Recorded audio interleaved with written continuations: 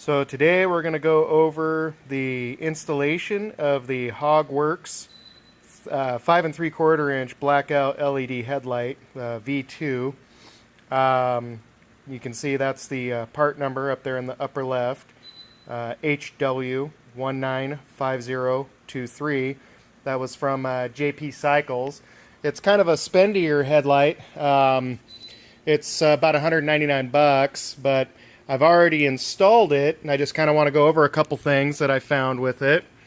As you can tell, it's got the black background, which actually kind of makes it blend in, I think, a little bit better to the front of the bike, because when this thing's on, it is just ridiculously bright. A couple things about the installation. You can see down below, right under there, in this area right here, there's a Phillips head screwdriver. You got to loosen that up from this side. Loosen it up, pull it out. The little nut also comes out. So you want to put those two together so you don't lose them. Set them down somewhere. This has a rubber ring around the inside underneath this. So you're going to want to pull and stretch this and then pull it off. Make sure you're careful with that because the headlight can be pulled out with it.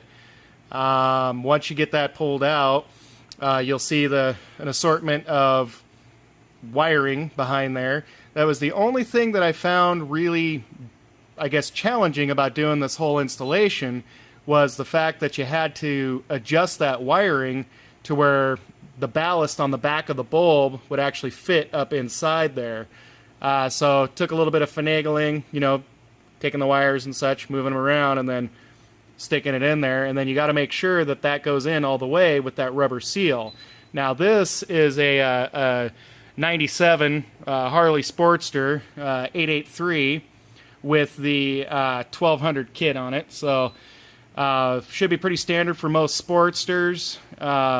Once you get that bulb put in there, the ring, you're gonna want to set it in as far as it'll possibly go, so that rubber ring goes around the edge like it's supposed to. And then, of course, you're going to want to snap this on. Now, you have your line here. That's what I kind of gauged on setting the level of the bulb, was off of this line. I set that in the center, then set the actual bulb as straight as I possibly could. Now, don't tighten anything down. Get the ring on there, get everything in there. And then, of course, you use like a garage door or whatnot, shut off the lights, and get this thing leveled out properly while sitting on the bike. I had my wife sit on her bike, and then I sat there and adjusted it so that it would actually be level. And then, of course, you tighten this bad boy back down, and away you go. Give me just a second here, and I will show you what that headlight looks like. I wish I had done a before and after, but unfortunately I didn't do a before, but I can sure tell you the after is pretty impressive. So give me just a moment. So as you can tell, my shop really isn't that dark. But here we go. Let me go ahead and kick this light on for you guys. It's pretty good, man. Here you go. See, that's your low beams. And then you fire up that high beam. And as you can tell, my camera's having a hard time even focusing on the door because of how bright it is. It's pretty phenomenal. It's got a pretty wide sweep, I guess you could say. You're going to be able to see the side of the road, pretty much into the road and onto the side of the road on both sides. And that's your standard.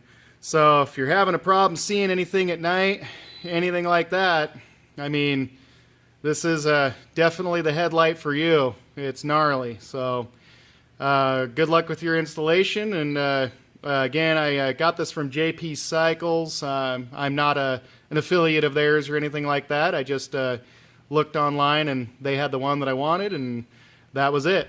So good luck out there, guys. Safe riding.